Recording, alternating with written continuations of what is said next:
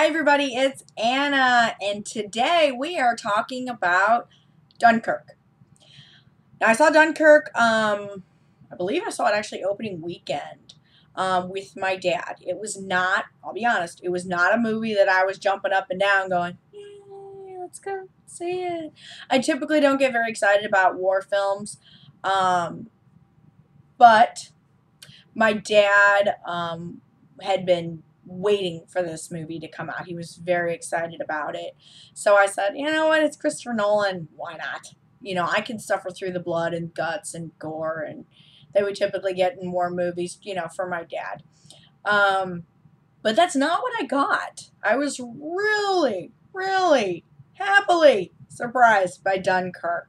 Don't get me wrong, there's, you know, still some blood and guts, and I mean, you can't help it. It's a war film. But it didn't take center stage the way it does in a lot of other movies. The other thing that doesn't take center stage in this film is dialogue. I think I joked to my dad afterwards that I think there was maybe 10 pages of dialogue for this whole movie. Christopher Nolan really let visuals speak for themselves. This was a visual film.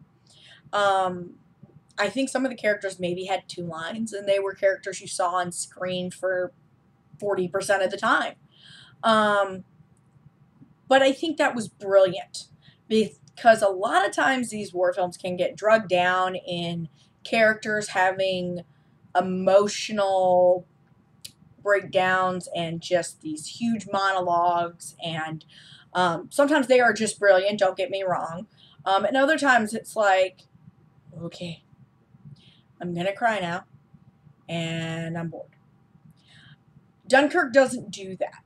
It is not the quickest paced movie, but the visuals are done so well, and the music, and the fact that he let in a lot of scenes just the sounds, natural sounds that you would hear as a plane is buzzing overhead or a ship is at sea, take the center stage. Just that natural sound, that natural feel, put me more into this movie than I've been in a lot of movies, especially war films.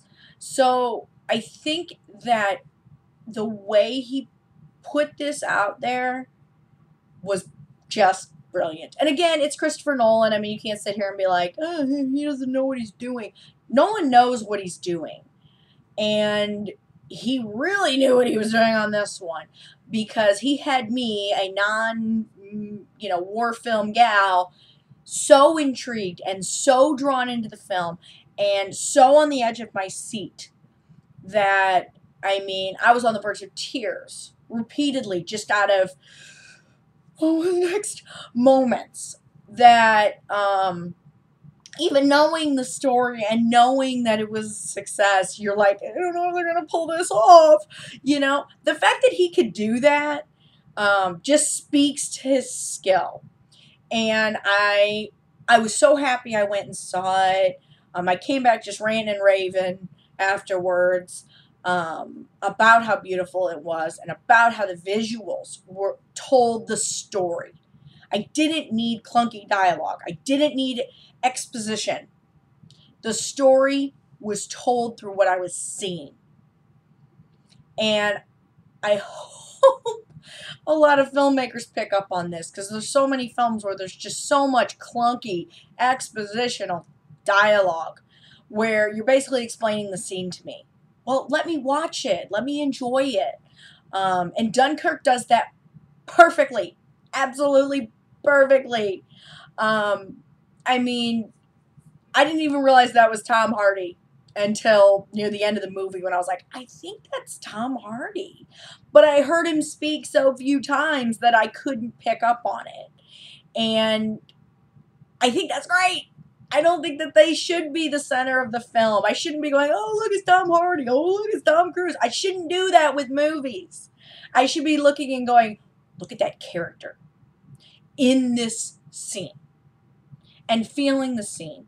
And that's what Dunkirk does for the viewer. So it's one of those movies, though, that I recommend if you're going to watch it, don't have a lot of distractions, okay? Because you need to just let the film pull you in.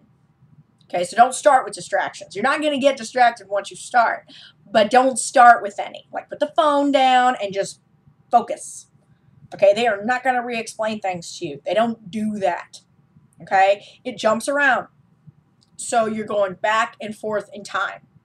So sometimes you're going to get a little confused. You're like, wait, didn't they? I thought those guys didn't get out. Okay, so watch. Pay attention. Okay, you will be rewarded, I promise. I promise you're going to be rewarded with this movie. I can't even speak to the actors' performances because they blended into the scenery, which was good.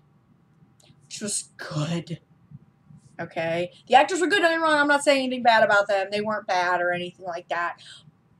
But they were not our focus. It was the environment, it was what was happening. It was the group mentality of the totality of what was going on there. So, I go on for days about how beautiful and amazing Dunkirk was. I really hope that the Academy takes notice and they're rewarded at Oscar time. I don't know if they will or won't, but I really hope they will be. So here we go. You guys know it's coming. This is a 5. This is 5 out of 5. And if I could go 6, 7, 8, 9, and 10, I would. But I only go to 5 in my rating system. So it's 5 out of 5 for Dunkirk. A brilliant, brilliant film by Christopher Nolan. And one I highly recommend to everyone. Just everyone. So until next time, guys, I hope you take a trip to the theater and check out Dunkirk. If not, I will see you guys next time.